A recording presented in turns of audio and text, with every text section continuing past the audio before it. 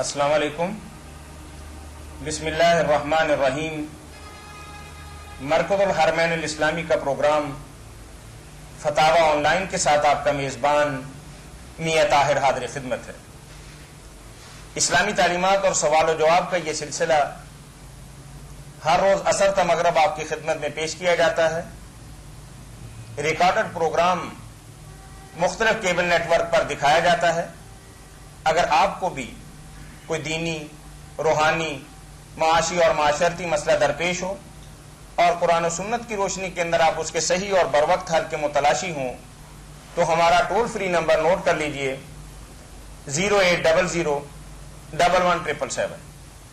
آپ کی طرف سے آنے والی فون کالز براہ راست ہمارے مفتی، مدبر، محقق، مصنف مولانا محمد اسحاق ریسیو کرتے ہیں اور قرآن و سنت کے جوابات مرحمت فرماتے ہیں.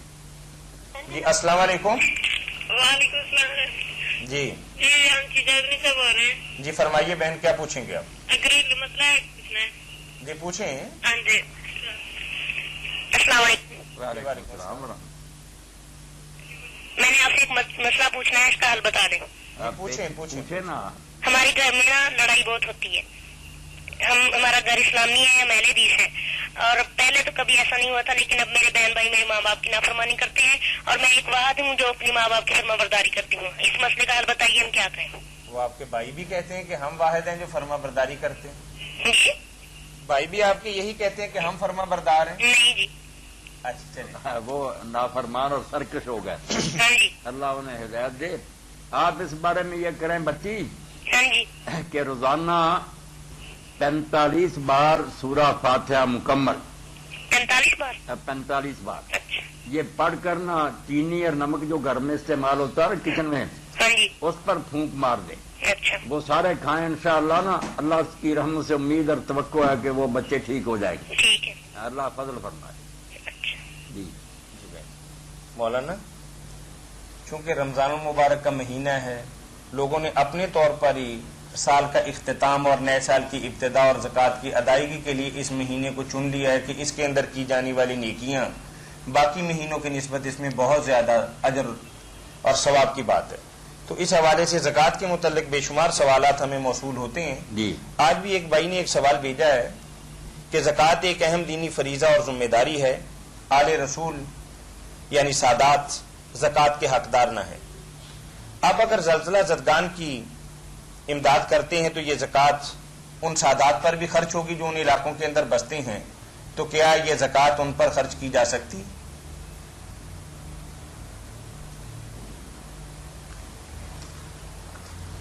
مسئلہ بہت اہم ہے کہ سادات کے لیے زکوٰۃ تو حرام ہے. اللہ کے رسول علیہ السلام نے فرمایا کہ صدقہ آل محمد کے لیے حرام ہے. اب مصیبت زدگان میں واقعی سید بھی ہوں گے تو ان کا کیا حال ہو؟ اب کون یہ چھان بین کرتا رہے، پہلے دریافت کرے کہ سید ہے یا نہیں. تو اس بارے میں جو امام ابو حنیفہ رحمۃ اللہ نے اپنے زمانے میں بات کہی نا کہ بیت المال کا نظام اپسٹ ہو گیا، کوئی خمس کا ادارہ نہیں جو ان کے حقوق ادا کرے، تو اس لیے اب زکوٰۃ جو ہے نا اس سے بھی ان کے غریب آدمیوں کی مدد کر دی جائے تو جائز ہے. اس زمانے میں ہی انہوں نے کہہ دیا تو مناسب یہی معلوم ہوتا کہ بیچارے کیسے دھکے کھاتے پھریں گے، ان کی بھی مدد کر دی جائے تو اس فتویٰ کی روح سے جائز. حالات جب تبدیل ہو جائے نا تو کئی مسائل میں تبدیلی ہو جاتی. جی اب یعنی یہ رقم دے دینی چاہیے، خرچ کرنی چاہیے ان کے. جزاکم اللہ خیر. زکوٰۃ کے حوالے سے دوسرا سوال ہمیں موصول ہوا ہے. زکوٰۃ اسلام کا اہم ترین رکن ہے کہ اس کی ادائیگی کرتے وقت جیسا کہ بعض ائمہ کرام کہتے ہیں کہ قرآن و سنت کی روشنی کے اندر واضح فرما دیجیے. کال لے لیتے ہیں. کر لیں. جی السلام علیکم. وعلیکم السلام ورحمۃ اللہ. اچھا جی، خیریت ہے؟ جی اللہ کا احسان. آپ کا پروگرام دیکھا، بہت خوشی ہوئی. اللہ تعالیٰ آپ کو جزا دے. کہاں دیکھا ہے آپ؟ آمین. آپ یہی جو جس چینل پہ لگاتے ہیں آپ؟ نہیں، آپ کس علاقے میں ہیں نا، ہم اسے حساب سے. میں آپ کے فیصلہ آباد ہی سے بول رہا ہوں. اچھا. جی جی. اللہ خوش رکھے، خیر سے رکھے. اچھا، دعا کریں اللہ تعالیٰ. جو پروگرام آپ کا دیکھا ہے نا، جی تو اس میں ایک سوال تھا ایک محترمہ کی طرف سے نماز کے بارے میں. جی. تو اس میں کوئی تھوڑا سا اشکال ہے، میں اس کی وضاحت چاہتا ہوں. بالکل ہونا چاہیے. جی. حضرت موجود ہیں؟ جی جی. اچھا. تو मोहतरमा ने सवाल किया था कि औरत हाथ किस तरह बांधे। جی तो हज़रत मुफ्ती साहब ने ये फरमाया है कि हाथ इस तरह बांधे कि उसके हाथ छाती पर हों, यानी पिस्तान पर हों, और वो पिस्तान को पकड़ के रखे।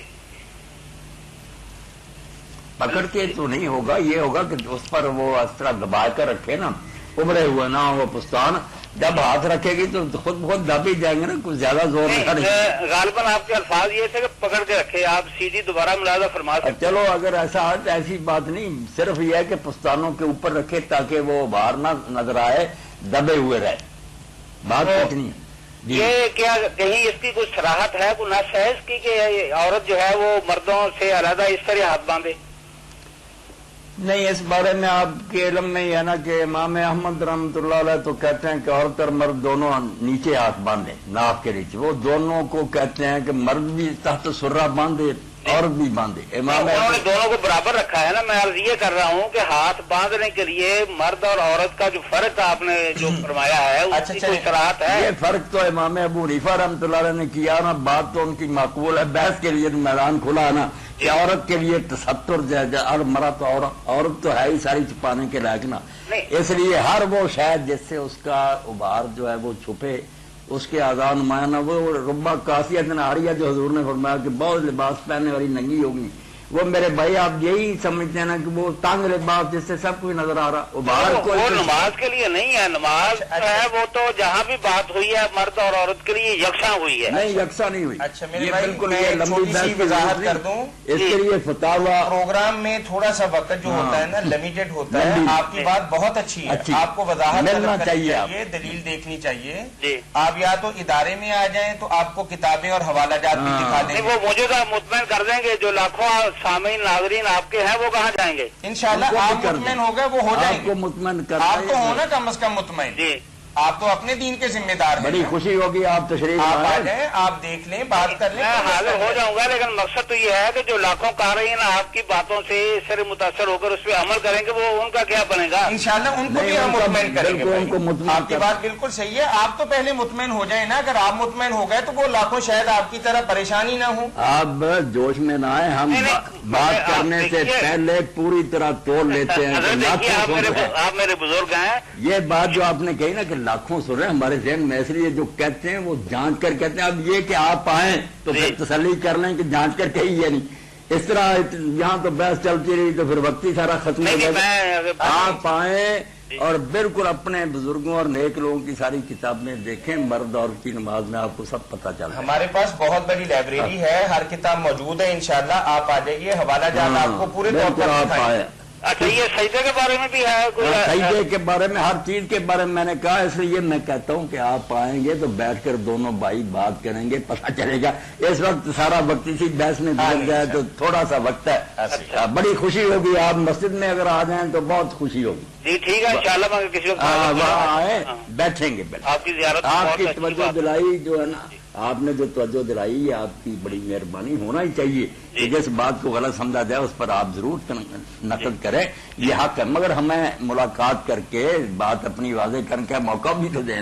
انشاءاللہ میں حاضر ہوں گا کسی وقت، انشاءاللہ آ جائیں آپ، روزانہ ہمارے یہاں افطاری کا اہتمام ہوتا ہے، آپ آئیں، نماز ہمارے ساتھ مغرب ادا کریں، بیٹھیں مسجد انشاءاللہ۔ میں آئیں گے نا پھر زیادہ بہتر رہے نہیں گا۔ میں تو ہر وقت آپ کے ساتھ رہتا ہوں، بڑی خوشی ہوگی۔ آپ نے غالباً پہچانا نہیں مجھے؟ نہیں پہچانا نہیں۔ اچھا خالد اشرف بول رہا ہوں میں۔ جناب علی کیسے ہیں خالد صاحب؟ الحمدللہ بالکل ٹھیک ہے۔ آپ نے اپنا نام بھی نہیں بتایا بھائی، نہیں چھپے بتایا۔ رستم نکلے آپ تو۔ چھپے رستم، آپ تو ہمارے مرشد کے بیٹے ہیں، بلکہ مرشد ہی ہیں آپ تو ہمارے۔ بالکل مرشد، نہیں جی ٹھیک ہے جی، اللہ خالد آپ آئیں نا انشاءاللہ۔ جی میں انشاءاللہ کسی وقت حاضر ہوں گا جی۔ جی انشاءاللہ، بڑی بہت خوشی شکریہ۔ ہوگی، اللہ فضل پر۔ جی تملیغ کے حوالے سے بات تھی جی، زکوٰۃ میں اس تملیغ کی شرط کی وجہ سے سارے کام خراب ہو گئے۔ اب آپ دیکھیں نا، اگر اس تملیغ کا لحاظ رکھا جائے تو اس مد میں لوگ زکوٰۃ نہیں دے سکتے، کیونکہ یہ تو سارا جو ہے نا اجتماعی طور پر ہی خرچ ہوگا نا، کسی شخص کی ملکیت میں تو نہیں دیا جائے گا۔ اس کی وجہ سے زکوٰۃ کا ادارہ خواہ مخواہ کی ایک حکومت کو چٹی پڑ گیا کہ وہ اکٹھی کرے، تملیغ کرتی کرے، اس کا تو رول ہی کوئی نہ رہا۔ تو اس بارے میں مولانا امین حسن اسرائی صاحب نے جو رسالہ لکھا نا، بڑی تحقیق سے انہوں نے ان کے دلائل کا رد کیا کہ کہیں تملیغ کا ذکر نہیں۔ اور سیرت النبی کے حاشیہ میں بھی سید سلیمان ندوی رحمۃ اللہ علیہ نے کہا کہ کوئی دلیل کتاب و سنت سے نہیں ملتی اس تبلیغ کی، اس لیے جو بھی اچھے کام ہیں امت کی فلاح و بہتری کے لیے ان میں اس کو خرچ کیا جا سکتا ہے، تبلیغ کا لحاظ کرنے کی کوئی ضرورت نہیں۔ اور اس پر جو یہ کرتے ہیں ہیلا بازی، وہ بھی آپ لوگوں کے علم ہے کہ طالب علم کو مدرسہ میں بلایا، دفتر میں اس کو دے دیے، پتا ہے کہ اس کو دینا نہیں، اس بیچارے سے اسی وقت لے لیتے ہیں، صرف ہاتھ لگوا لیا اور کہہ دیا اس کی تبلیغ کر دیا، یا تو وہ طالب علم لے جائے تو آپ پھر راضی رہیں، کچھ نہ اس کو کہیں، نیت تو یہ ہوتی کہ ابھی اسے لے لینا، کیا یہ تبلیغ ہے، کیا یہ ہیلے ہیں، کچھ فائدہ نہیں، تبلیغ کو بالکل بھول جائے۔ یہ کہتے کون ہے کہ تبلیغ ہونی چاہیے؟ یہ فقہائی کہتے ہیں مگر دلیل نہیں ان کے پاس کوئی، یعنی کون کون سے فقیہ ہیں ذرا فقیہ نام؟ سارے تقریباً یہی کہہ رہے ہیں۔ نہیں تو اسلامی نظریاتی کونسل کے چیئرمین ایک دفعہ ملے تو انہوں نے کہا کہ یار تم لوگوں نے تبلیغ کی شرط رکھی ہوئی ہے، ایک بہت بڑے ادارے کے محتمم کھڑے ہو گئے، کہتے ہیں ہم اپنی انجمن کے اندر ایک غریب طالب علم کو بھی شامل کر لیتے ہیں، آپ چیک اسے پکڑا دیا کریں، وہ پھر بعد میں ہمیں دے دیا کریں، تو تبلیغ بھی ہوگی، کام بھی ہو گیا۔ کیا یہ سب فریب ہے؟ جزاکم اللہ خیر۔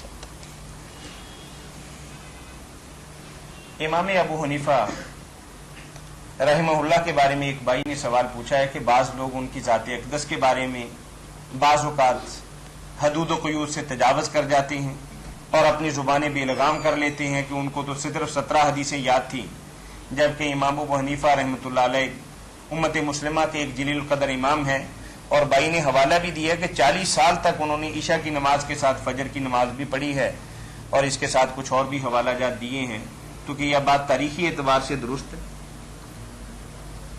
یہ عشاء کی نماز جو ہے نا وضو سے پڑھی اور پھر اسی وضو سے فجر پڑھی، یہ امام ابو حنیفہ رحمۃ اللہ علیہ کے علاوہ اہل حدیث لوگوں نے بھی کئی بزرگوں کے بارے میں یہ لکھا، فقہاء سبا جو لکھی نا، مولانا محمد اسحاق صاحب سے پرانے ہمارے بزرگ، انہوں نے ایک بزرگ کے حالات میں غالباً عروہ ابن زبیر یہی لکھا کہ 40 سال تو ہے یہ باتیں ساری افسانے اور کہانیاں، کوئی نیکی کی بات نہیں، اگر ایسا کیا ہے تو یہ کوئی سنت کے مطابق نہیں ہے، رات کو آرام بھی کرنا چاہیے، جسم کا بھی حق قرار دیا گیا، کیوں اتنی تکلیف برداشت کرے، ساری باتیں یہ نا جھوٹی اور کری ہوئی ہیں، ان کی کوئی حقیقت نہیں۔ باقی وہ بات جو نا کہ امام صاحب کو صرف 17 حدیثیں یاد تھیں، یہ تو ایک افسانہ ہے، جھوٹ ہے جو لوگ خواہ مخواہ کرتے رہتے ہیں، کوئی حقیقت نہیں۔ بہت بڑے عالم تھے، حدیثیں ان کے علم میں تھی، اس لیے ان کے شاگردوں نے جو کتابیں لکھی وہ ساری حدیثیں اس میں بیان کی۔ اس کے علاوہ ایک بہت اتنا بڑا مسلک انہوں نے بنایا جس کے دلائل بھی بعد میں لوگوں نے اکٹھے کیے، تو وہ حدیث کے مطابق کہ شاذ و نادر کوئی مسئلہ ہوگا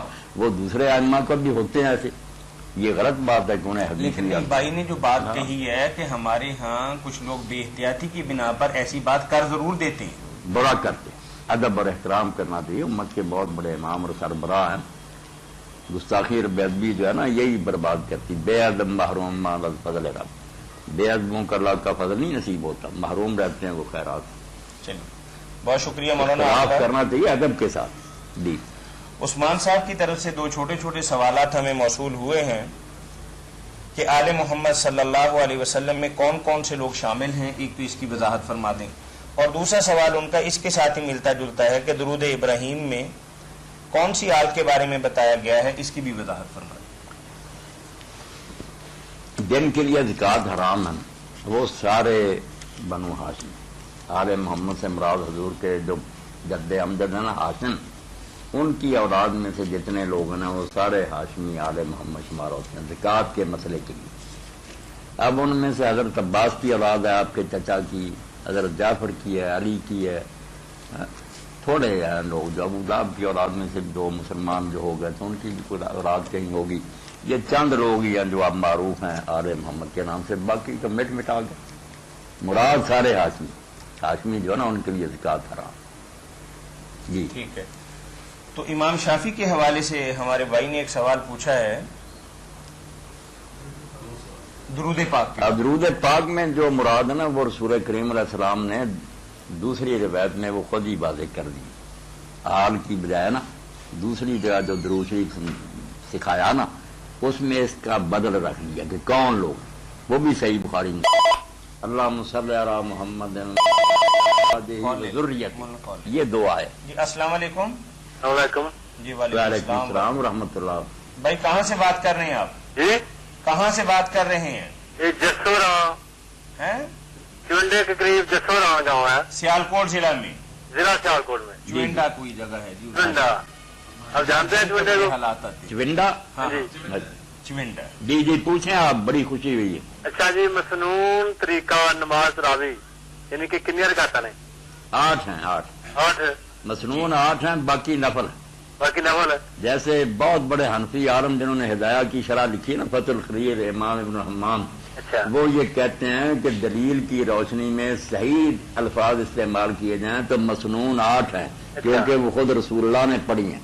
और अच्छा। बाकी जो है ना 12 या 24 जैसे 36 भी मस्जिद नबी में होती थी, उसको मुस्तहब और आप नफल कह लें।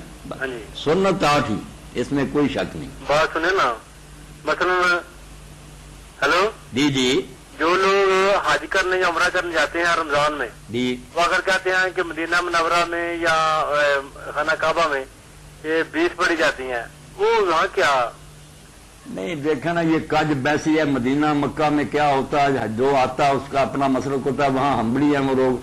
अब तरावी 20 रकत के लिए तो उसका हवाला देते हैं। हाजियों से ये भी पूछना था कि जब वो वितर पढ़ते हैं 3, तो ये नहीं करते कि 2 रकत पर सलाम फेरते हैं, 1 रकत अकेली पढ़ते हैं। इसको ये हनफी हजरात हजम नहीं करते, नहीं, एक ही सलाम से 3 होनी चाहिए। रफ़ाए दैन इसके लिए उनके तरीका से फिर जाते हैं।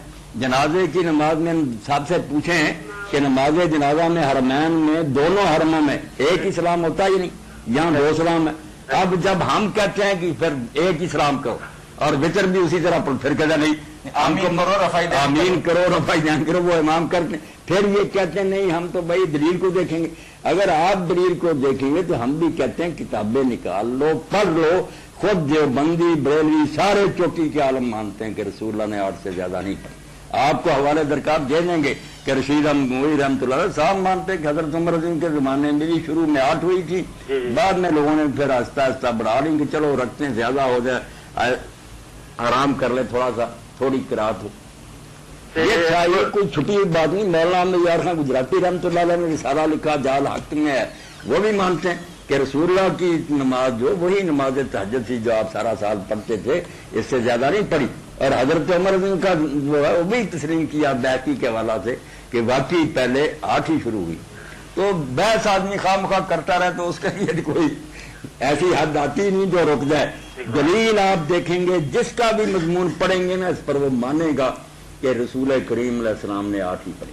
अब मक्के की 2-3 मिसालें मैंने दे दी हैं। जो 20 की बात करे उन्हें कहे जनाजे का सलाम एक को, और उस तरह 3 वितर जो है ना 2 अलग करके पढ़ो, 1 अलग।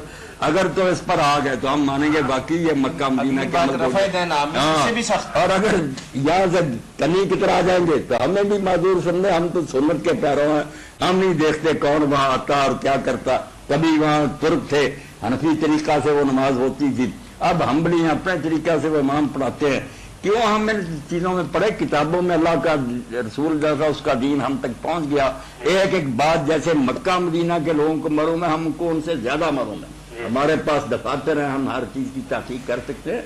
तो आप दलील की बात मेरे भाई किया करें, ये मक्का मदीना की बात ना करें। जी जी, बहुत शुक्रिया भाई आपके कॉल करने का। हाँ, तो मैं कह रहा था कि रसूल करीम अलैहि सलाम ने दूसरी जगह आले मोहम्मद के लफ्ज छोड़ दिए। अल्लाह अस्सलाम वालेकुम। अज़वाज व ज़ुर्रियती, ये नोट कर। जी अस्सलाम वालेकुम। वालेकुम सलाम। मेरा ये आपसे सवाल था कि कुरान को चूमना कैसा है? कहाँ से बात कर रहे हैं आप? मेरे इस्माइल खान से फुरकान महमूद लोधी। फुरकान लोधी बात कर रहे हैं? जी जी। डेरा इस्माइल खान से? जी जी। चलिए ठीक। क्या पूछा लोधी साहब ने? कुरान को चूमना कैसा है? बाज़-औक़ात पकड़ते वक्त, पढ़ते वक्त, खोलते वक्त इंसान मोहब्बत से चूम लेता है ना, कुरान करीम का बोसा ले लेता है। जी जी। लोधी साहब अगर इसको वो मुस्किल ना कोई तरीका बना ले कि ये सुन्नत है और हमेशा ऐसा ही करना, लोगों को भी इसकी तलकीन करना शुरू कर ले, फिर तो हो जाएगी बिदअत के दीन में एक इजाफा होगा। और वैसे अगर किसी ने जज्बा अकीदत से मोहब्बत से बोसा दे दिया तो ये कोई ऐसा जुर्म नहीं कर सकता।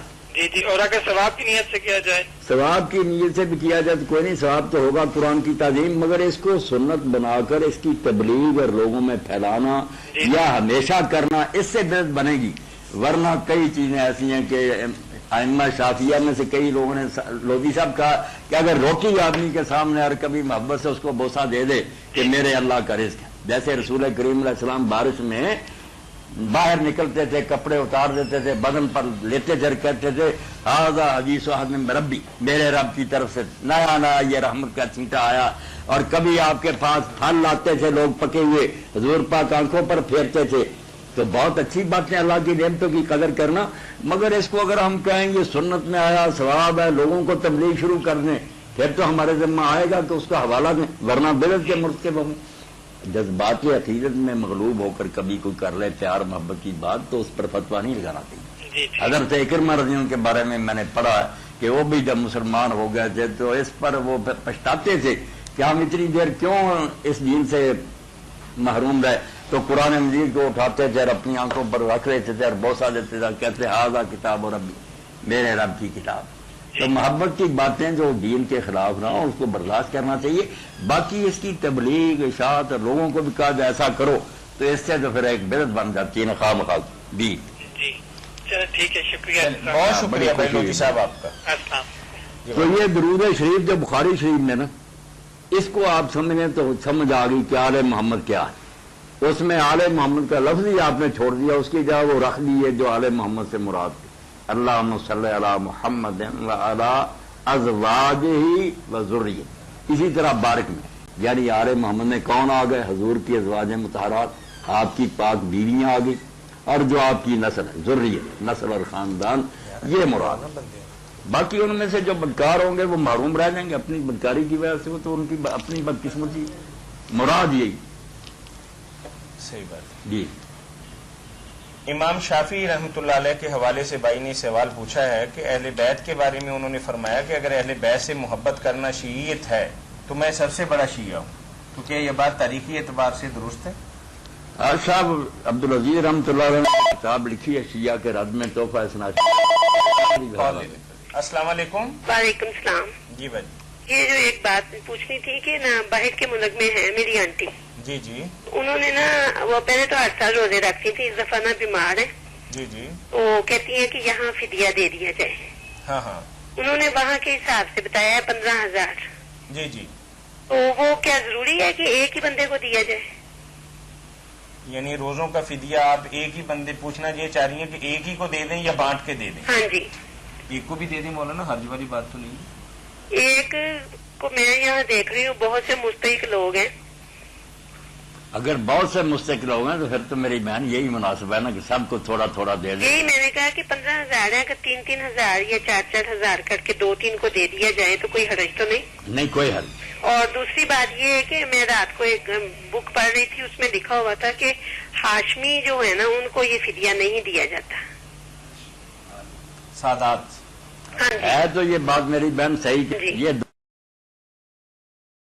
دونوں جو ہے نا ہاشمی سادات کو نہیں دینا، نہیں وہ تو نہیں دیتے، لیکن یہ جو روزوں کا فدیہ ہے، روزوں کا فدیہ جو ہے بے شک دے سکتے ہیں آپ، صرف زکات وہ اور ایک سید زادے ہیں، وہ عورت میرے گھر آتی ہیں تو نہیں، ان کو وہ دے مجھے دیں۔ کہتی تھی کہ مجھے روزے رکھوا دو۔ نہیں ان کی مدد کریں آپ، ان کو ایسے یہ تو نہ دینا چاہیے۔ نہیں فدیہ ان کو دے دیں، جائز ہے، اچھا فدیہ دے دیا جائے؟ صرف زکات اور صدقہ فطر ٹھیک۔ یہ 2 چیزیں نہ دے، باقی جتنے صدقات ہیں نا اور یہ فدیہ بھی یہ دے سکتے ہیں۔ اچھا جو روزے رکھوانے والی ہاں، بات رکھوا ہے۔ دے، اللہ تعالیٰ اجر دے گا، اللہ چلے مہربانی۔ ٹھیک ہے، اچھا جی، السلام علیکم۔ جی بارک اللہ۔ آپ صاحب تو شاہ دیتے ہیں نا تحفہ اسناد۔ السلام علیکم۔ وعلیکم السلام۔ جی بھائی۔ کیا حال ہے؟ جی الحمدللہ۔ مفتی صاحب تشریف فرما رہے ہیں؟ جی جی کہاں سے بات کر رہے ہیں آپ؟ دیپال پور سے جی۔ دیپال پور۔ اچھا ٹھیک ہے۔ پوچھیں بھائی۔ جی میرے 2 سوال ہیں، ایک ہے رضاعت کے متعلق ہے، جی دوسرا ہے ترکے کے متعلق، وراثت کے بارے میں۔ ارزاق کے بارے میں کیا سوال ہے؟ رضاعت کے بارے میں سوال یہ ہے کہ شبیر جو ہے نا ایک لڑکی ہے، اس کا نام ہے حبیبہ، جی اس نے اپنی نانی خدیجہ کا دودھ پیا ہے۔ نانی کا؟ ہاں جی، نانی کا اس نے دودھ پیا ہے، حبیبہ نے اپنی نانی خدیجہ کا دودھ پیا ہے، جی اور خالد نے اپنی اس کی دادی جو ہے نا وہ بھی وہی خدیجہ ہے۔ اچھا، ایک لڑکا خالد ہے، وہ خدیجہ اس کی دادی رہتی ہے۔ خالد کی دادی اور حبیبہ کی نانی ہے۔ ہاں جی ہاں جی جی جی عورت ایک ہی۔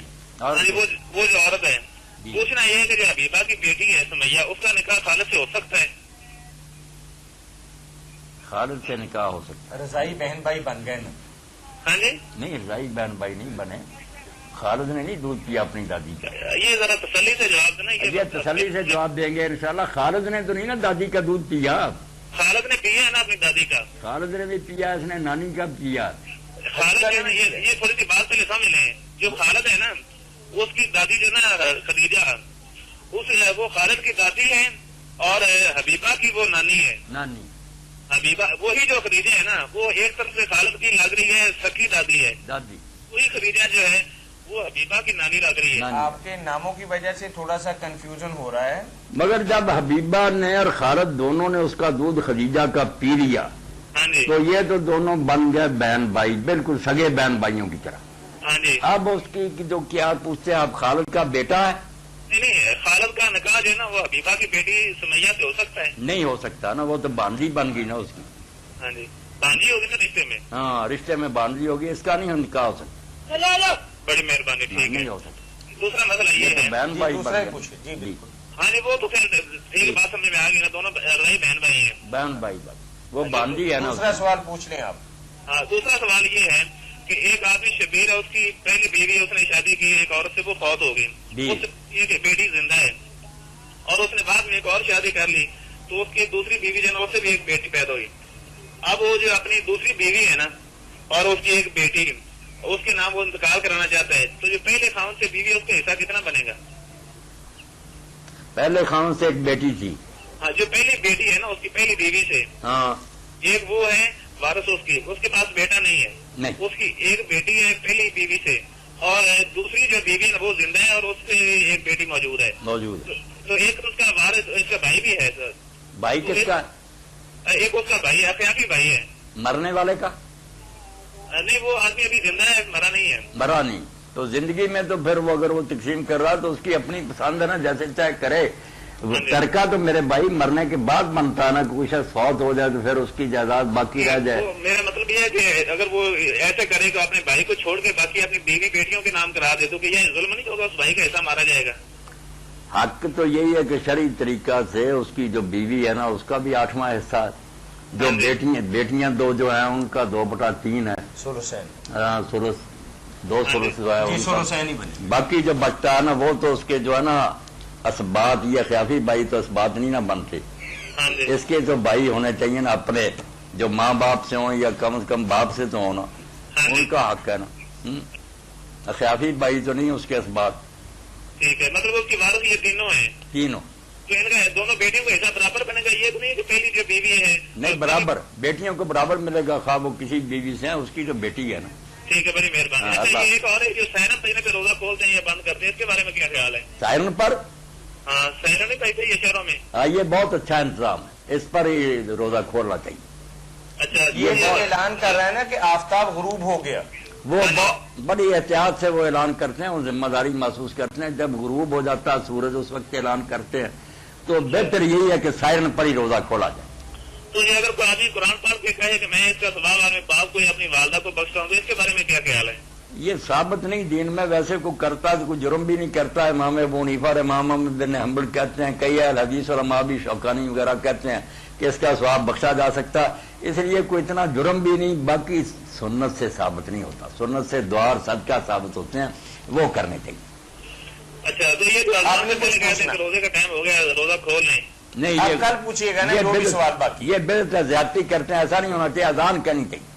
اچھا, یہ نہ کے ساتھ ہی کھولنا چاہیے. ہاں, یہ نہ کہا کریں کہ وقت ہو گیا, یہ بہت غلط کرتے. چلے بھائی, بہت شکریہ آپ کا, بڑی خوشی. بہت بہت شکریہ آپ کا, اللہ خیر کرے, اللہ مہربانی. جی, شاہ عبدالعزیز رحمۃ اللہ علیہ کے حوالے سے. ہاں, شاہ صاحب اور دوسرے لوگوں نے لکھا نا کہ امام شافعی رحمۃ اللہ علیہ کہتے تھے, ان کے بارے میں لوگوں نے ان کی زندگی میں مشہور کیا تھا کہ ان میں بھی کوئی شیعت پائی جاتی ہے. جیسے امام نسائی کے بارے میں کہا جاتا, حاکم کے بھی کوئی نیک آدمی نہیں بچا جس کے بارے میں. ابو نعیم اصفہانی ہے, ابن مندہ, سارے جو ہمارے محدث ہیں نا, ان کے بارے میں یہی شک ہے کہ یہ شیعی تھے سارے.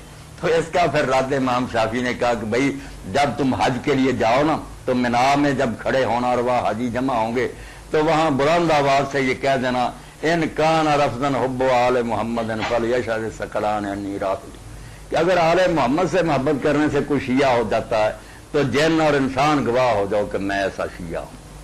اب جیسے ہمیں لوگ کہتے ہیں کہ توحید ہے, وہابی, بھائی اگر توحید کو ماننے سے کوئی وہابی ہوتا تو کہتے رہو, ہاں ایسا وہابی تو ہر مسلمان کو ہونا چاہیے. یہی مولانا ثناء اللہ رحمۃ اللہ علیہ نے شعر کہا تھا اسی کے مطابق کہ ان کان توحید الالہ توہبا، اگر اللہ کو ایک ماننے سے وہابی ہوتا قال یشاء ثقلان انی واحد، لوگ گواہ ہو جائے کہ میں پکا وہابی. ایک اچھی بات کا نام اگر ظالم لوگ کوئی برا رکھ لے تو مرضی ان جو غالی یا غلط کام کرتے ہیں وہ بھگتیں گے، مگر آل محمد سے محبت اللہ کے رسول نے تعلیم دی ہے بالکل بار بار کا. اور یہ کوئی نسل پرستی نہیں، جیسے مولانا آزاد کہتے ہیں نا کہ رسول اللہ پر جو اللہ کے نام ہے نا، ایک ابراہیم علیہ السلام پر ہوئے کہ ان کے دونوں بیٹے ان کے مشن میں ان کے ساتھ شریک تھے، اسماعیل اور اسحاق علیہ السلام دونوں وہی توحید والے تھے، ورنہ نوح علیہ السلام کا بیٹا کافر رہا. ابراہیم علیہ السلام پر یہ رحم ہوا کہ ان کے دونوں بچے بعد میں اسی کام کو لے کر اٹھے، اور یہی حضور کے بچوں نے کیا. اور اسی لیے صحیح بخاری میں ہم دیکھتے ہیں بڑی مناسبت ہے کہ رسول اللہ جب حسن اور حسین رضی اللہ عنہما کو دم کرتے تھے اس وقت یہ کہتے تھے کہ یہ وہی دم ہے جو میرا باپ ابراہیم علیہ السلام اپنے دونوں بچوں اسماعیل اور اسحاق پر کرتا، یعنی بالکل ان کو ان کے برابر کیا. ہاں نسبت دی کہ اسی طرح یہ دونوں میرے دین کے بھی علم بردار ہوں گے جیسے وہ. یہ وجہ، ورنہ کئی پیغمبروں کی آرزو کافر مری ہے، نوح علیہ السلام کی کوئی نہیں ٹھیک، مگر آل محمد اور آل ابراہیم جو ان کے اپنے تھے نا بالکل قریبی، یہ بالکل اسی دین پر تھے جو ان کا تھا. بڑی بات ہے جو اللہ نے انعام کیا. جی. انور جاوید صاحب نے ہمیں تحریری طور پر سوال بھیجا ہے کہ نماز 10 یا بالغ ہونے پر فرض ہو جاتی ہے. جی السلام علیکم. وعلیکم السلام. جی بھائی. میں محمد طارق عرض کر رہا ہوں. تھوڑا سا اونچا بولیے. محمد طارق عرض کر رہا ہوں. جی فرمائیے. ایک تو مولانا اسحاق صاحب سے ایک اس مسئلے سے بات کرنی تھی کہ یہ جو قیامت کے زلزلہ آیا ہے اس پوری قوم کو ہلا کر رکھ دیا ہے، اس پر جو ہے فتاوی آن لائن میں خصوصی دعائیں بھی کرے، جو زخمی وغیرہ ہے اور جو ہلاک ہو گئے ان کے لیے مغفرت کی دعا کرے.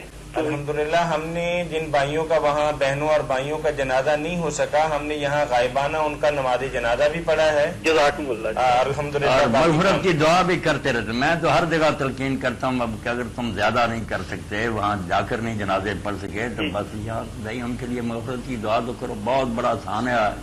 اس سے بڑی مصیبت امت پر کیا ہے، کتنے لوگ بیچارے شہید ہو گئے اور کتنے جو زخمی پڑے ہیں، کوئی ابھی دبے ہوئے.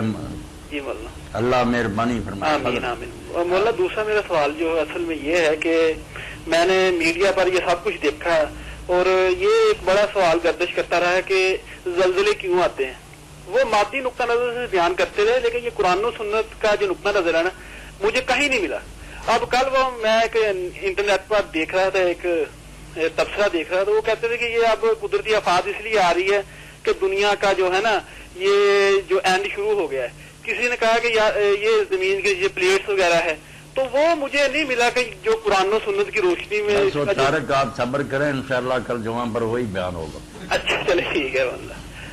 واقعی آپ نے بہت اچھی بات کہی ہے کہ میڈیا پر یہی بات دہرائی جا رہی ہے کہ چونکہ جیسے ریت کے نیچے سے ریت نکال لیں تو وہ دھرم کر کے زمین پر بلڈنگ آ گرتی ہے. اسی طریقے سے میڈیا یہی بتا رہا ہے چونکہ معدنیات اور پٹرول اور دیسی چیزیں نکالنے سے خلا پیدا ہو گیا، جب وہ خلا پیدا ہو گیا تو زمین نیچے ہو گئی اور نیچے ہونے سے ادھر کی جگہ ادھر ہو گئی اور درمیان کے اندر زلزلے آ گئے. جی جی جی بالکل یہی بات بتا رہے ہیں. وہ اللہ تعالیٰ کی حکمتیں نہیں بتاتے. بولنا کہ تھوڑا سا ہو جائے یہ ہے کہ یہ آپ کا جو پروگرام ہے یہ کیبل وغیرہ پہ جاتا ہے جی تھوڑا سا سوال اس طرح مزہ نہیں رہے گا، پھر بات ہماری کل کی جو نا اس کا کوئی پہلے وہاں بیان کریں گے پھر انشاءاللہ یہاں بھی خلاصے بیان ہوں گے. انشاءاللہ جی یہ ساری بات ہی ختم ہو جائے گی، پروگرام سارا لوگوں کو پہلے پتہ چل جائے گا. نہ انشاءاللہ زلزلہ کے بارے میں بات ہوگی اللہ کے فضل. اچھا انور جاوید صاحب نے سوال کیا تھا نماز کے حوالے سے جی کہ 10 برس کی عمر کے اندر یا بالغ ہونے پر نماز فرض ہو جاتی ہے جی، لیکن بندہ 30-40 برس تک نماز جیسے اہم فریضے سے غافل رہتا ہے. اچانک دل میں خیال آتا ہے کہ یہ اللہ کا حکم ہے، مجھے اس کی ادائیگی کرنی چاہیے جی. اب وہ نماز پڑھنے لگ گیا، بے شمار پچھلی نمازیں جو اس کی رہ گئی ہیں اس کی ادائیگی کیسے اور کیوں کر ہوگی. کال لیں گے. جی السلام علیکم. صاحب جی جی اچھا مفتی صاحب کدھر جی میں بیٹھا صاحب ادھر ہوں گے اچھا بزنس بول رہے ہیں کئی بار ٹیلیفون میں شادمان ٹاؤن تو جی جی لوگ قبروں کے بارے عام طور سے پوچھتے رہتے مل گیا اتو دعا کرائی ہے ہوا تھی انہوں کو نہیں دستے جی سورت فاتحہ وبا انت موسم من فی القبور اور تم جو قبروں میں دفن ان کو سنانے والے نہیں ہو. یا سورت آکاف ہے جن کو تم اللہ کے سوا پکارتے ہو وہ تمہاری پکار کا قیامت تک جواب نہیں دیں گے، اور قیامت کے دن وہ تمہاری پکار کے بیزار ہوں گے، اور کئی گلا لکھی ہوئی ہیں. ہلو جی جی اب میں کہ وہ دسو. یہ تو آج ایسے لگ رہا ہے کہ آپ کی طرف سے ہدایت نامہ آ رہا ہے ہمارے. میں ڈرامہ نہیں آ رہا، میں تو آپ کو متوجہ کر رہا ہوں کہ جب آپ ان کو بتائیں گے کہ قبر والوں کو ہم نہیں سنا سکتے، جب قرآن کا آرڈر ہے تو بات ہی ختم ہو جاتی ہے. وہ صحیح بات ہے، صحیح بات. مطلب مفتی صاحب کو میں ہدایت نامہ نہیں دے رہا، مطلب ایک متوجہ کر رہا ہوں کہ یہ بھی ایک جواب ہو سکتا ہے. جی بالکل. دوسرا وہ ذرا ان سے جو ریکویسٹ یہ کرنی ہے کہ سورت المائدہ ہے کہ اس کا آخری جو جواب ہے نا حضرت عیسیٰ علیہ السلام اللہ تعالیٰ کو دیتے ہیں، اس کا ذرا مطالعہ کریں. اس کے مطابق حضرت عیسیٰ نے یہاں نہیں آنا، وہ جواب دیا ہوا ہے نا، وہ ذرا اس سے میں پوچھوں گا، وضاحت کل ٹیلی فون کروں گا، ذرا اس کو ملاحظہ اس کا کر لیں. بالکل ٹھیک، انشاءاللہ انشاءاللہ. بہت شکریہ. جی نماز کے حوالے سے بات تھی کہ 40-50 برس. نماز کے بارے میں یہ سوال عموماً پیدا ہوتا ہے کہ بالغ ہونے کے بعد جو نمازیں ایک مسلم کی رہ گئیں اور بعد میں اسے تنبؤ ہوا، ہوش آیا کہ میں نے اتنی نمازیں نہیں پڑھی، اب کیا کروں، وہ توبہ کرنا چاہتا. تو اس کے لیے جو ائمہ ہے نا چاروں، وہ تو یہی کہتے ہیں، اور ان کے ساتھ اور بھی بے شمار ہے کہ مسلمان کو وہ ساری پڑھیں. کال لے لیں. جی السلام علیکم. وعلیکم السلام. جی جی میں ٹھیک جی جنہوں نے کالا یرکان ہوا تو نماز کو وظیفہ دسو. یعنی کالے یرکان کے لیے کوئی وظیفہ؟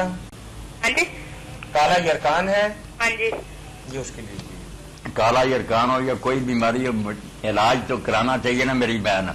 باقی وظیفہ سب کے لیے یہ ہے کہ 131 بار، کیا 131 بار یا سلام ہو، یا سلام 131 بار.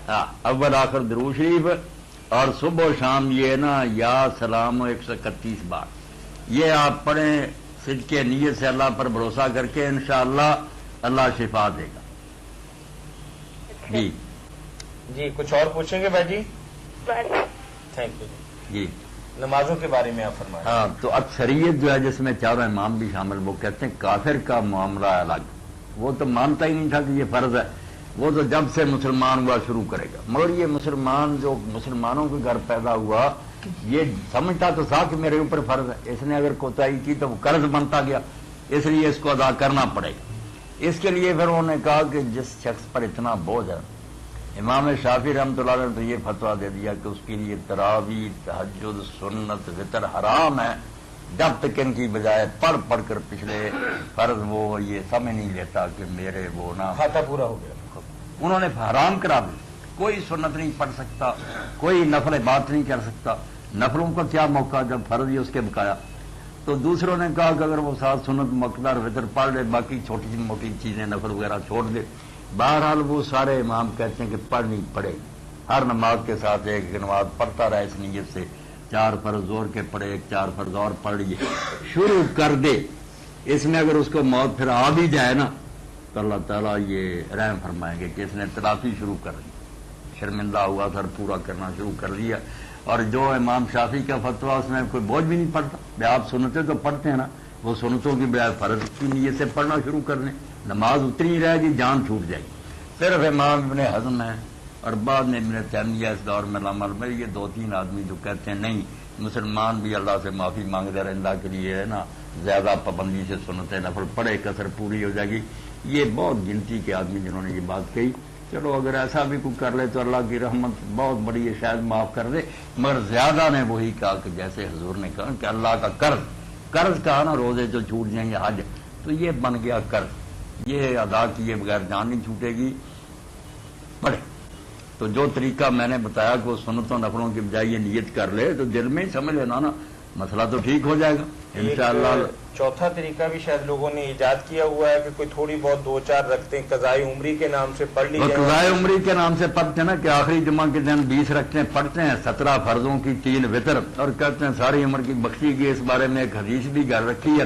وہ تو اللہ رحمت کرے خود حنفی اور مولانا عبدالحی لکھنوی تو رسالہ لکھا کہ یہ ظالموں کہاں سے کر لی. اس طرح ہو سکتا ہے کہ ساری عمر کی نماز جو ایک دن کی پڑھ لینے سے ادا ہو جائے؟ تو وہ تو جھوٹی ہے، بالکل غلط بات ہے. کوئی وہ نماز نہیں، نہ کوئی بات ہے. کرنا ہے تو یہ کرے کہ ہر نماز کے ساتھ ایک نماز پڑھنا شروع کر دے. اور اگر وقت ہو رات کے وقت یہ اکٹھی بھی 17 رکھتے پڑھ لے ایک دن کی، چلو وہ ادا ہوگی، پھر دوسری نمازیں پڑھتا رہے، روزانہ 17 رکھتے کسی وقت پڑھ لے اکٹھی بھی، تو 5 نمازوں کا کام تو ہو گیا. ٹھیک ہے جی چلیے، ہمارے پاس چونکہ ہر طرح کے لوگ آتے ہیں، ہر طرح کا ذہن ہوتا ہے، تعلیم یافتہ، غیر تعلیم یافتہ. اللہ خوش رکھے ہمارے بھائی. الحمدللہ. جی. تو ایک بھائی نے سوال بھیجا ہے کہ کیا سارے انبیاء کرام اور تمام صحابہ کرام نے داڑھی رکھی تھی؟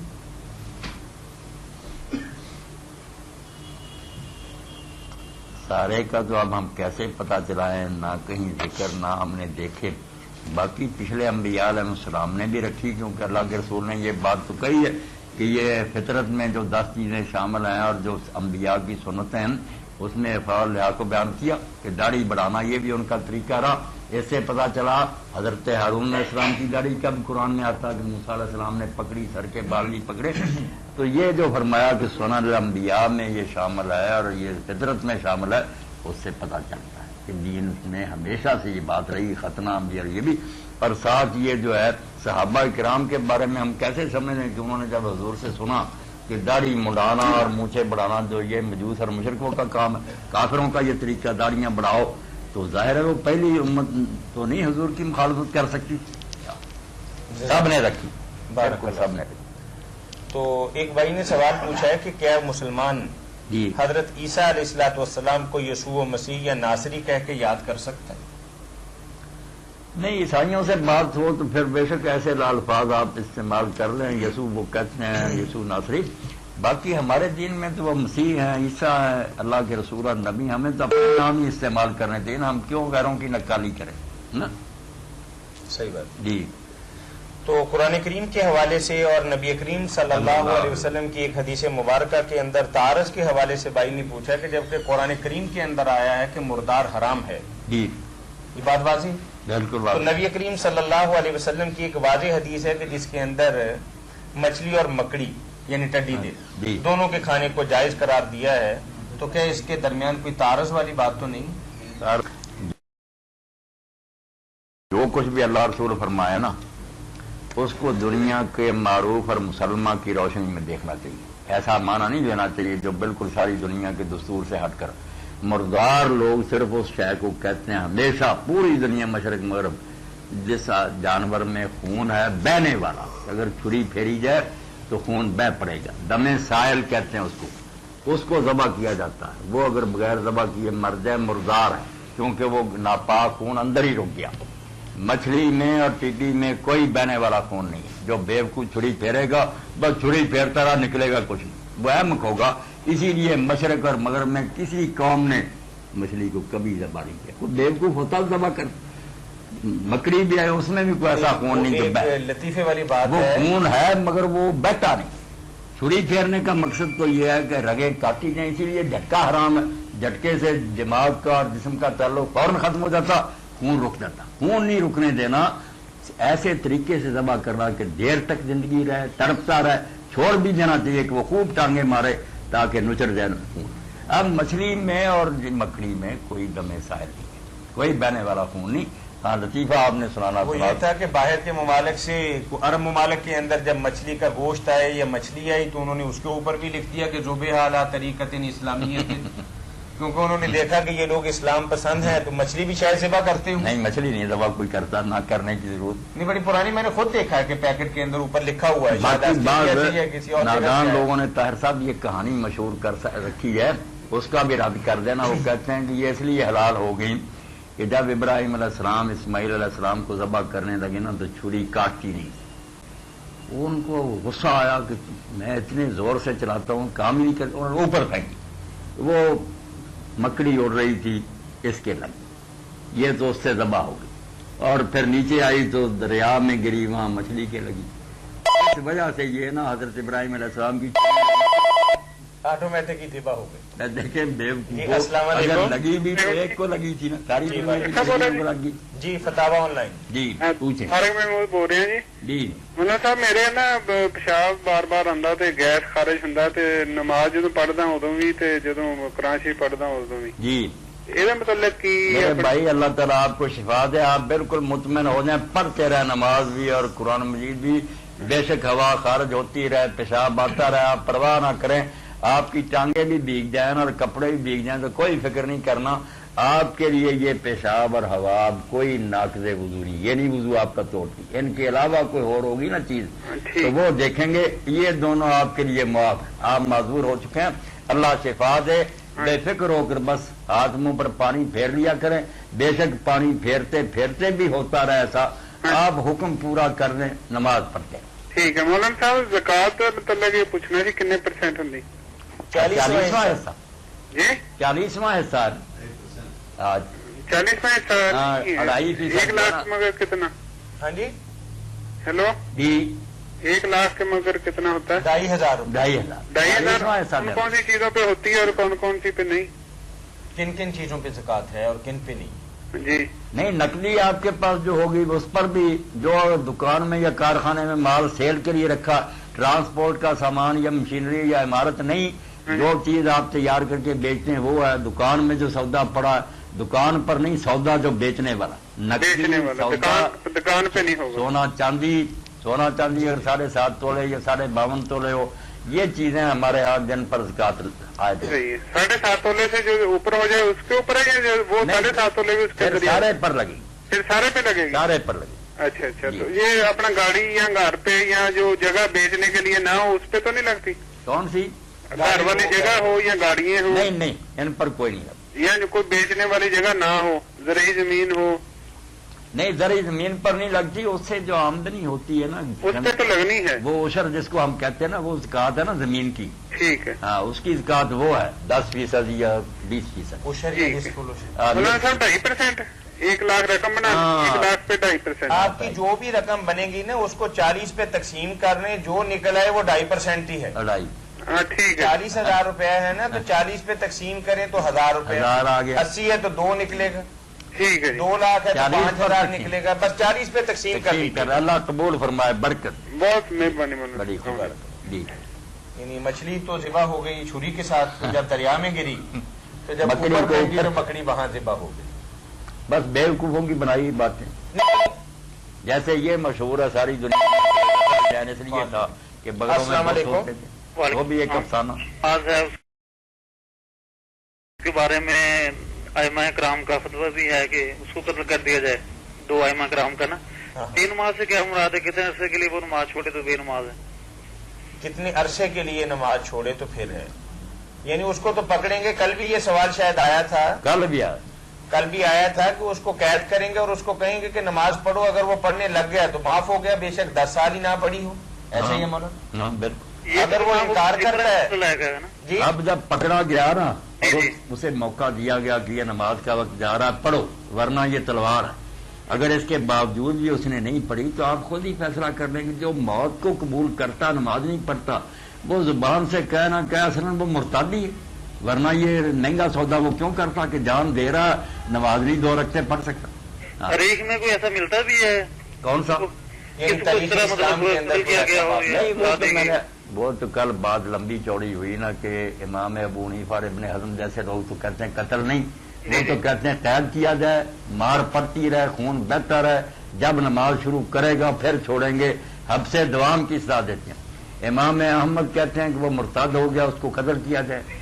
مالک اور شافعی کہتے ہیں کہ مرتد نہیں مگر سزا اس کی یہ حدن اس کو قتل کیا جائے۔ تو یہ ساری لمبی چوڑی بات کل ہوگی۔ سوال یہ ہے کہ آیا تاریخ اسلام میں کبھی ایسا ہوا بھی ہے کہ تاریخ اسلام میں ایسے بدقسمت نہیں ملے جو نماز نہ پڑھنے سے جان دیتے، ایسے خبیث تو کوئی نہیں ملے، اللہ کرے نہ ہی ہو۔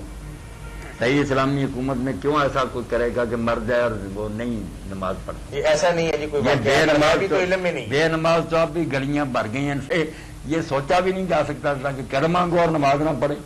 جی بہت شکریہ جزاک اللہ خیر سے رکھے۔ جی شاہ ولی اللہ رحمۃ اللہ علیہ کے حوالے سے بھائی نے ایک سوال پوچھا ہے کہ وہ تھے تو اہل تسنن میں سے، لیکن اس کے باوجود نبی کریم صلی اللہ علیہ وسلم کے بعد خلیفہ اول یعنی ابو بکر صدیق رضی اللہ تعالیٰ عنہ کی بجائے وہ حضرت علی رضی اللہ تعالیٰ عنہ کو درجہ کے اندر ان سے بہتر سمجھتے ہیں۔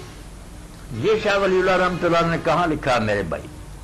کہاں سے پڑھا ہے جس نے بھی یہ سوال بھیجا ہے؟ ایسا ہے ہی شاہ صاحب نے تو پوری کتاب لکھی ہے. میں دوستوں سے یہ گزارش کروں گا تاکہ آسانی رہے کہ جو سوال لکھے نا تو ساتھ ہی جواب بھی لکھ دیا, اپنا نام لکھ دیا کریں. نام لکھ دیا, نام لکھ دیا, اور کوئی حوالہ تو ہونا چاہیے. شاہ ولی اللہ رحمۃ اللہ نے تو ایک پوری کتاب یہ ثابت کرنے کے لیے لکھی ہے کہ جس ترتیب سے یہ خلیفے ہوئے ہیں بالکل اسی طرح یہ مستحق تھے, اور بالکل ٹھیک ہوا. ازالۃ الخفاء عن خلافت الخلفاء. انہوں نے کہیں نہیں لکھا کہ حضرت علی رضی اللہ عنہ زیادہ حقدار تھے. چلے مولانا, یہ نہیں. ایک زکوٰۃ ہی کے حوالے سے ہمیں ایک اور سوال موصول ہوا ہے. ایک صاحب نے لکھا ہے کہ میں تو غریب ہوں لیکن میری بیوی کے پاس کچھ زیورات بھی ہیں اور کچھ رقم بھی ہے, تو کیا میری بیوی میرے حالات کے باعث مجھے زکوٰۃ دے سکتی؟ ایک تو زکوٰۃ اس لیے ہے نا کہ اس کو دے دوں, میرے سے پر ہی خرچ کر دے جو نفقہ اس کے ذمہ ہے, اور اس طریقہ سے واپس مجھے آ جائے, یہ تو نہیں ٹھیک. ایک خاوند ہے غریب, اس کے حالات نہیں درست, اس پر قرضہ بھی ہو سکتا ہے, اس مد میں بیوی دے دے خاوند کو کہ اپنا قرضہ اتار دے, جائز دے دے. اپنے پر ہی خرچ کرنے کا نہیں ہیلا بنایا کہ اس کو دوں پھر مجھ پر خرچ کر دے, یہ تو اپنے پر ہی خرچ کرنا, خود ہی پاس رکھنے والی بات ہے. کوئی اور ضروریات ہے نا خاوند کی, اس کے لیے دے دے تو ٹھیک ہے. السلام علیکم. وعلیکم السلام. میں فرقان محمود لودھی بات کر رہا ہوں ڈیرہ اسماعیل خان سے. جی, آپ نے ہمارے پروگرام کے بارے میں کہاں سے جانا ہے؟ میں نے یہ رسالہ اہل حدیث ہفت روزہ اہل حدیث جو ہے اس کے اندر. اچھا ٹھیک ہے. چلیں, آپ سے گزارش یہ تھی کہ اپنے اہل محلہ اور دوستوں احباب کو زیادہ سے زیادہ بتائیں کہ الحمدللہ یہ پروگرام یہاں چلتا ہے روزانہ عصر سے مغرب تک, اور اس پر کوئی خرچ بھی نہیں آتا, کوئی پوچھنا چاہے تو. جی جی ٹھیک ہے, بتائیں سب دوستوں کو بتایا. اچھا, میرا آپ سے یہ سوال تھا کہ شرعی احکام میں ماں باپ کی نافرمانی کیسی ہے؟ شرعی احکام میں تو ماں باپ کی نافرمانی ہو ہی نہیں سکتی. جی مولانا وضاحت فرما دیجیے. نہیں, لودھی صاحب کا مطلب ہے کہ ایک طرف شریعت ایک بات کا حکم دے یا کسی چیز سے منع کرے اور ماں باپ اس کے خلاف کہیں کہ تو ایسا کر, وہ تو اللہ کے رسول نے واضح کر دیا کہ ماں باپ ہوں یا حکومت ہو یا استاد ہو, کوئی بھی اس کی اطاعت اللہ کی معصیت میں نہیں ہوتی. جس میں اللہ کی نافرمانی ہو وہ بات ہم کسی کی نہیں مان سکتے. باقی جو ماں باپ کے ساتھ نیک سلوک ہو تو قرآن مجید نے کہہ دیا کہ اگر وہ مشرک بھی ہوں, کافر ہے, تو ان کی بات نہ مانو اگر وہ شرک کے لیے کہیں, مگر دنیا میں جو برتاؤ ہونا چاہیے نا اچھے سے اچھا وہ ان کے ساتھ کرو. جی وصاحب ما فی دنیا معروفہ, دنیا کے معاملے میں ان کی خدمت بولنا چلنا یہ بہت اچھے طریقے سے ان سے برتاؤ ہونا. یعنی شرعی امور میں ان کی کوئی عمل دخل جو ہے وہ شرعی امور میں ہم کسی کی بات نہیں مان سکتے. اگر اللہ رسول کے ساتھ ٹائی پڑ جائے کہ ایک طرف اللہ رسول ہو ایک طرف ماں باپ, تو اللہ رسول کی بات ہی مانے گی. انما الطاعۃ فی المعروف لا طاعۃ فی معصیۃ اللہ. جی لودھی صاحب کچھ اور پوچھیں گے آپ؟ جی جی, اور میرا یہ سوال تھا آپ سے کہ یہ جب رمضان المبارک میں ہم لوگ تراویح پڑھتے ہیں اور پھر جب یہ قرآن ختم ہو جاتا ہے, اس کے اوپر ہم لوگوں کو دعوت دیتے ہیں اور ختم کا پروگرام کرتے ہیں, یہ کیسا ہے شرعی لحاظ سے؟ یہ تو لودھی صاحب آپ بھی جانتے ہیں ماشاءاللہ پڑھے لکھے کہ دین میں تو اس کا کوئی تصور نہیں, نہ رسول اللہ نے ایسا کیا, نہ صحابہ نے, نہ امام نے. اب یہ لوگ اپنی طرف سے یہ نہ اگر اس دن افطاری کر دی جائے یا لوگوں کو اکٹھا کیا جائے, دعوت دی جائے, کیا نہیں, ایسا کوئی نہیں ہونا چاہیے. جیسے باقی دن گزر گیا نا اسی طرح بس تراویح ختم ہوئی تو اللہ اللہ. جی مولانا اگر اس نظریے سے ہو کہ چلیں اللہ تعالیٰ نے ہمیں یہ مہینہ بخشا اور یہ سعادت بخشی کے قرآن سنا, اب اس خوشی کے موقع پر تھوڑی سی مٹھائی بھی بانٹ دی, 4 دوستوں کو اکٹھا بس طاہر صاحب اسی طرح بدعات ایجاد ہوئی ہیں, لوگوں نے ایسی مسرتوں سے ہی گھڑی ہے نا کہ چلو یہ ہو جائے یہ ہو جائے. جی میرا نظریہ بھی یہی ہے کہ اگر یہ بدعات شروع ہوتی ہے یہی سے ہوتی ہے نا کہ ہم لوگ یہ کہتے ہیں کہ چلو یہ بہتر ہے, نہیں بہتر کوئی نہیں لودھی صاحب, بہتر وہی ہے جو اللہ کے رسول نے طریقہ نہیں کیا, بس نہیں کیا صحابہ نے نہیں کیا, ہم کیوں کریں؟ جی قرآن مجید ختم ہوتا رہا اس وقت بھی تراویح میں کون کرتا تھا؟ مولانا معذرت کے ساتھ ایک چھوٹا سا سوال ہے کہ رسم و رواج کے اعتبار سے شاید ہی ملک کے اندر لاکھوں مسجدوں میں سے کوئی ایک مسجد ہو کہ وہاں ختم قرآن ہو اور اس طرح کا اہتمام نہ ہو. بس پھر جو بدعت ہوتی ہے وہ جیسے ہلکا کتا کاٹتا نا, حضور نے فرمایا تو امت ساری کی راگ میں بدعت کسی دور میں پھیل رہی, یہ پیش گوئی کی تھی. اب مخالفت اگر کریں تو لوگ دشمن ہو جاتے ہیں. آپ جیسے پڑھے لکھے نہیں مطمئن ہو رہا ہے اور وہ کیا بند کرنے کی کوشش کریں, اگر سارے دنیا میں نہیں کر سکتے, جہاں ہمارے بس میں وہاں تو لوگوں کا یاد کم از کم انسان اپنے 5 فٹ کے بدن کے اوپر اسلام نافذ. ہاں تو بالکل یہی بات. جی دعاؤں میں یاد رکھیے گا. اللہ تعالیٰ خیر فرمائے. شکریہ, جزاک اللہ.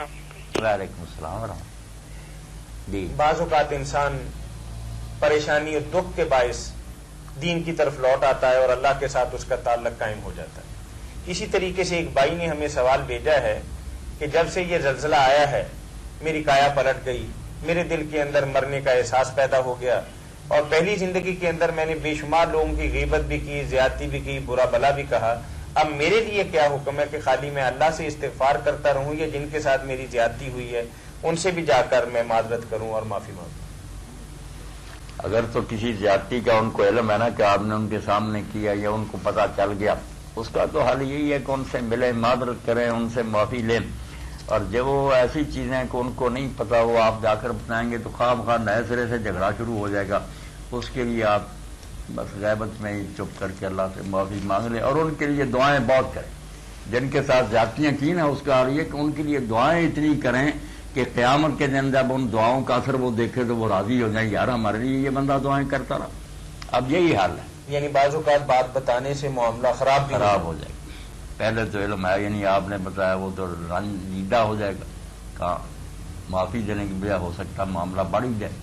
صحیح بات. قرآن کریم کے حوالے سے ایک بھائی نے سوال کیا ہے کہ جب یعقوب علیہ الصلوۃ والسلام کی وفات کا وقت قریب آیا تو اپنے بیٹوں کو انہوں نے اکٹھا کر کے پوچھا کہ تم کس کی عبادت کرو گے؟ تو انہوں نے جواب دیا کہ ہم اپنے باپ دادا ابراہیم، اسحاق اور یوسف علیہ الصلوۃ والسلام یعنی حضرت ابراہیم علیہ الصلوۃ والسلام کے دین کی، ابراہیم، اسحاق اور اسماعیل کی پیروی کریں گے. جی. تو جبکہ انہوں نے اللہ پاک کا نام نہیں لیا. وہاں کہنا تو یہ چاہیے تھا کہ ہم اللہ کی بندگی کریں گے، تو وہ کہہ رہے ہیں کہ انہوں نے جو الفاظ کہے ہیں تو انہوں نے تو ابراہیم علیہ الصلوۃ والسلام اور حضرت اسحاق اور اسماعیل کا نام لیا کہ ان کی بندگی کریں. ان کی بندگی نہیں کریں گے، ان کے خدا کی بندگی کریں. جی. اگر براہ راست اللہ کا نام لیتے تو زیادہ بہتر تھا یا یہ طریقہ زیادہ بہتر ہے؟ نہیں، شاید سوال یہی ہے ان کا. شاید یہی سوال ہو، مگر اس سے جو حضرت یعقوب علیہ السلام کو خوشی ہوئی، کئی پشتوں سے الحمدللہ ہم توحید پر آ رہے ہیں.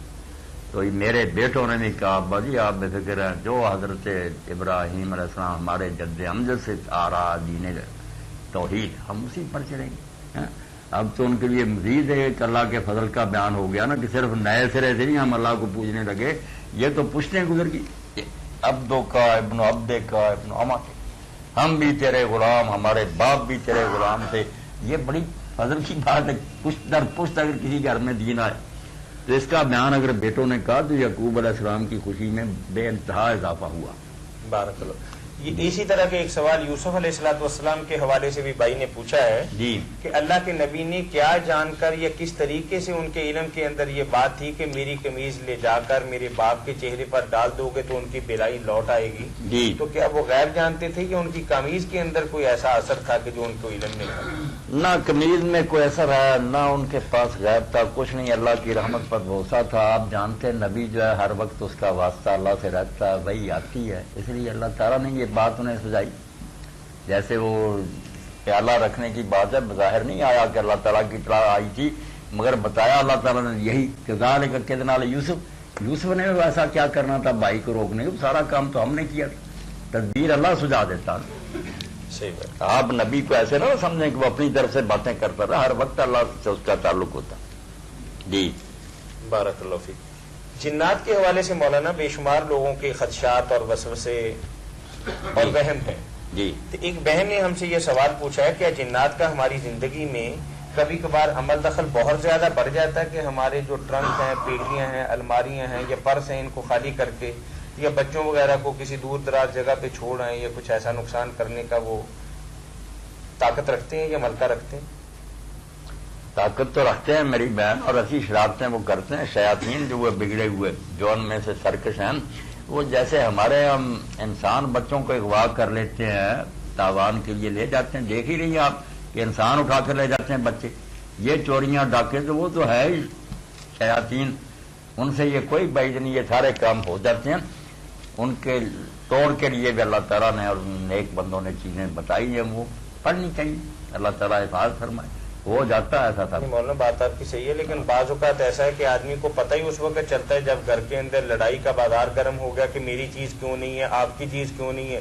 گھر والے ایک دوسرے پر شک کرتے رہتے ہیں اور یہ کہ چور ہیں، یہ اپنا کام دکھاتے رہتے ہیں. اپنا کام تو پھر اس میں کیسے اس کے لیے یہ تو ہونا چاہیے نا کہ روزانہ ہر شخص اپنی جو ہے نا حویلی یا مکان، اس میں ساری 4 دیواری میں چکر لگائے، عشاء کے بعد درود شریف پڑھے، اور یہ 119 بار جو ہے نا یا حفیظو یہ پڑھتا ہے، اور اس طرح وہ چکر لگا دے، انشاءاللہ وہ مال جو ہے نا سارا سامان اللہ اس کی حفاظت کرے گا۔ کچھ کرنا بھی چاہیے نا، اللہ تعالیٰ سے دعا کرنی چاہیے کہ وہ اپنے کتوں کو بند کر کے رکھے، سارا اختیار تو اللہ کے ہاتھ میں۔ تو زلزلہ زدگان کے بارے میں ایک بھائی نے ایک تو درخواست کی ہے کہ ان کے لیے دعائیں مغفرت کریں، اور ساتھ ہی یہ تجویز بھی پیش کی ہے کہ ایسا کیا ممکن ہے کہ ہم ہر روز ان کے لیے، کیونکہ ابھی تک کچھ لوگ ایسے ہیں کہ جو آج مریں، کچھ لوگ کل مریں۔ رات کی خبر تھی کہ چوتھے 5ویں دن بعد بھی 2 عورتوں کو زندہ ملبے سے نکال لیا گیا، اللہ، اور یہ بھی دیکھا گیا کہ 4 سال کا بچہ چوتھے 5ویں دن ملبے سے ماشاءاللہ تندرست و توانا نکالا گیا۔ وہ کہہ رہے ہیں کہ ابھی کچھ لوگ فوت نہیں ہوئے، شاید ان کے اندر زندگی کی رمق باقی ہو، تو کیا روزانہ کچھ دنوں تک ہم ان کی غائبانہ نماز جنازہ پڑھ سکتے ہیں؟ پڑھتے رہا۔